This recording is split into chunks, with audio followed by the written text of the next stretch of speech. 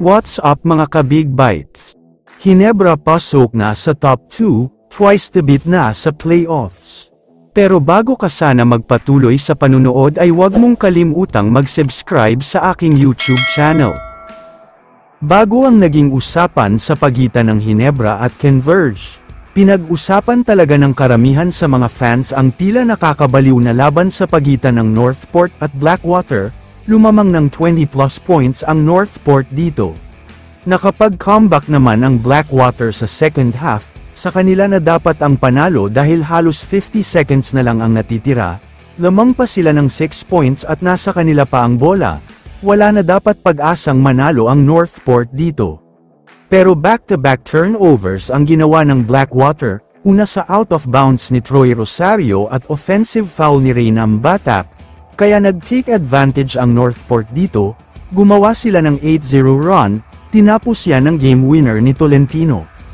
Kaya naman dahil sa pagkapanalo ng Northport sa laban na ito, buhay na buhay pa rin ang pag-asa nila para sa playoffs dahil umangat sila sa standing, ang Blackwater naman ay official ng eliminated dahil sa masakit na pagkatalo nila. Samantala, kung nagkaroon ng comeback performance at magandang laban sa first game, kabaligtaran naman ang nangyari sa second game, dahil lumamang din ng mahigit 20 points ang Barangay Ginebra sa laban na ito.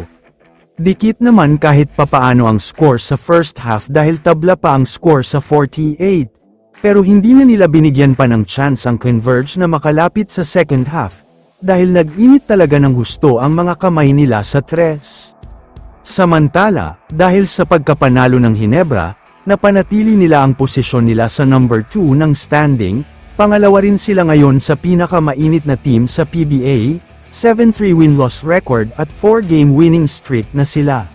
Base sa record ngayon ng Ginebra, kailangan lang nilang maipanalo ang huling laban nila kontra sa NLEX Road Warriors, kapag nangyari ito ay sila na ang official na makakakuha ng twice the beat advantage pagpasok ng playoff.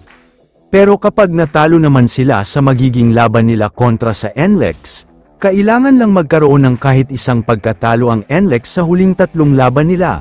Kapag nangyari ito ay Ginebra pa rin ang makakapasok sa top 2. Kaya naman para sa mga Ginebra fans, dapat na kayong magsaya dahil sobrang malaki talaga ang chance na makukuha na ng Ginebra ang top 2, at mas magiging madali na ang pagpasok nila sa semifinals. Kaya naman kung kayo ang tatanungin, ano ang masasabi nyo sa laro ngayon ng Ginebra? I-comment mo naman ang opinion mo tungkol sa tanong na ito. Dito na muna nagtatapos ang video na ito. Maraming salamat sa panunood mga ka-Big Bites. God bless sa inyong lahat.